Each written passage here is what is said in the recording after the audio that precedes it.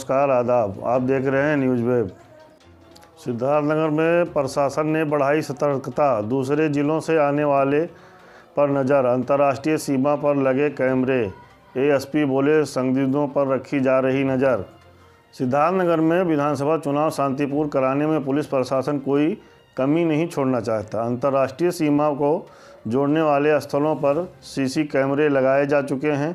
वहीं संत कबीर नगर, बस्ती, बलरामपुर, महाराजगंज को जोड़ने वाले 10 मार्ग कैमरे लगाने के लिए चिन्हित किए गए हैं। सिद्धार्थनगर जिले के डुमरियागंज विधानसभा क्षेत्र से शिवसेना प्रत्याशी राजू श्रीवास्तव ने गांव-गांव जाकर व्यापक पैमाने पर लोगों से जनसंपर्क शुरू कर दिया है।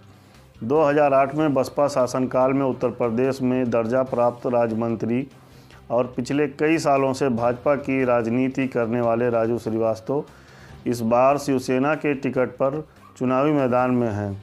राजू श्रीवास्तव सामाजिक संस्था मित्र संघ के राष्ट्रीय अध्यक्ष भी हैं और अपने इस संगठन के माध्यम से सिद्धार्थनगर जिले के विशेषकर डुमरियागंज विधानसभा क्षेत्र से निरंतर लोगों की सेवा करते रहे हैं। राजू श्रीवास्तव पहली बार चुनावी मैदान में हैं और लोगों के बीच अच्छी पकड़ होने की वजह से उन्हें लोगों का जनसमर्थन भी खूब मिल रहा है।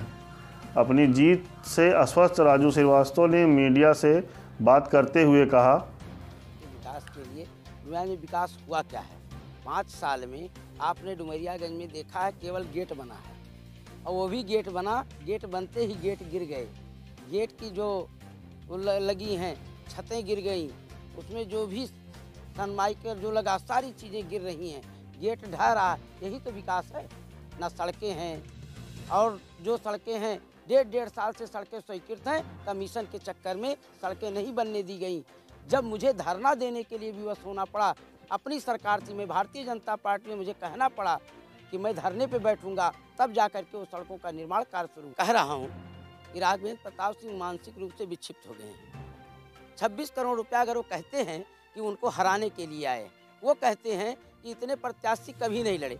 उनको मालूम होना चाहिए कि 2017 में जब वो चुनाव लड़े थे, तब भी 3 हिंदू प्रत्याशी थे। अशोक सिंह पीस पार्टी से थे, चिंकू यादव जी समाजवादी पार्टी से थे, और वो भी प्रत्याशी थे। प्रत्याशी तो पहले भी लड़ते रहे हैं। अब अगर 26 करोड़ आया, उन्हें इसकी जानकारी है, तो उनको इस बात का खुलासा करना चाहिए।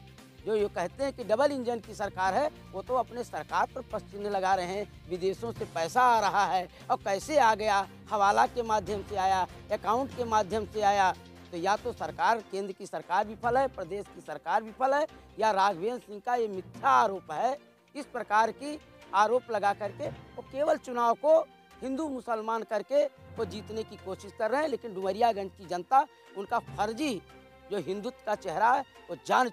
राघवेंद्र सिंह ना हिंदू के हैं ना मुसलमान के हैं। वो हिंदू मुसलमान करके वो किसी के नहीं। उनका एक उद्देश्य है, ईस्ट इंडिया कंपनी के रूप में वो डुमरियागंज आए थे और बरगला करके उन्होंने वोट लिया, और वोट ले करके उन्होंने डुमरियागंज को, आप देखिए, जिस आदमी की संपत्ति 2 करोड़ भी नहीं थी, आज उस व्यक्ति की संपत्ति 11 करोड़ से ऊपर हो गई है। ये कहाँ से हुई है?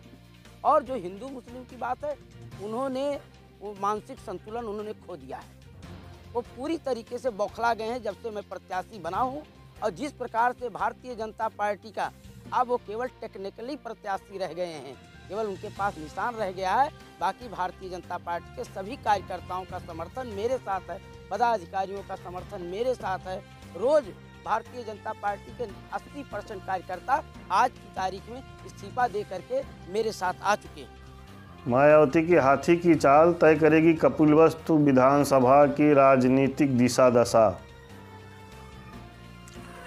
सिद्धार्थनगर बहुजन समाज पार्टी के वरिष्ठ नेता व पूर्व मंत्री डॉक्टर ओम प्रकाश त्रिपाठी ने कहा कि प्रदेश की जनता भाजपा शासन से परेशान है। वह आने वाले विधानसभा चुनाव में भाजपा को गद्दी से उतारने व बसपा को सत्ता में लाने के लिए तैयार है। लोटन ब्लॉक के सिकरी बाजार में बसपा प्रत्याशी कन्हैया कन्नौजिया के समर्थन में आयोजित जनसभा को संबोधित करते हुए डॉक्टर त्रिपाठी ने कहा कि जनता ने भाजपा, सपा, बसपा का शासन देखा है और मुख्यमंत्री के रूप में सुश्री मायावती कामयाबी की किसी छिपी नहीं है। यही कारण है कि जनता एक बार फिर चुनाव में जब मतगणना होगी तो चुनाव को लेकर सभी सर्वे फेल हो जाएंगे और बसपा को ऐतिहासिक जीत मिलेगी। उन्होंने जनसभा को संबोधित करते हुए कपिलवस्तु क्षेत्र के बसपा के प्रत्याशी कन्हैया कन्नौजिया को जिताने की अपील की। इस अवसर पर जिला अध्यक्ष राजकुमार और तमाम लोग वहां मौजूद रहे। जिले की 5 सीटों पर नामांकन प्रक्रिया खत्म होने के बाद प्रत्याशियों ने गांव-गांव जाकर, घर-घर जाकर अपने पक्ष में माहौल बनाना शुरू कर दिया है। डुमरियागंज विधानसभा क्षेत्र से जनता दल यूनाइटेड पार्टी के प्रत्याशी पवन पटेल भी चुनावी सरगर्मी में पूरी तरह से कूद गए हैं।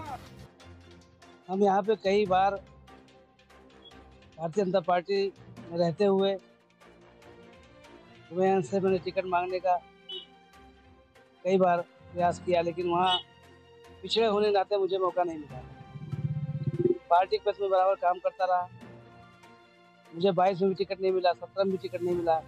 मेरा इतना पिछड़ा समाज डुमरियागंज में 70-75 सालों से आज ये समाज ठोकरे खा रहा है। ना इनका कोई शिक्षा व्यवस्था है, ना कोई स्वास्थ्य की व्यवस्था है, ना यहाँ कोई रोजगार की व्यवस्था है। यहाँ समाज पिछड़ा समाज के बच्चे छोटे 8 साल 10 साल के बच्चे बॉम्बे चले जाते हैं 2 पैसे कमाने के लिए। जो कमाते तो यहाँ आके खाते हैं। इस व्यवस्था दुर्व्यवस्था कौन जिम्मेदार है? कई सरकारें आई, कई लोग आए, कई विधायक एमपी बने, लेकिन आज तक यहाँ डेवलपमेंट नहीं हुआ।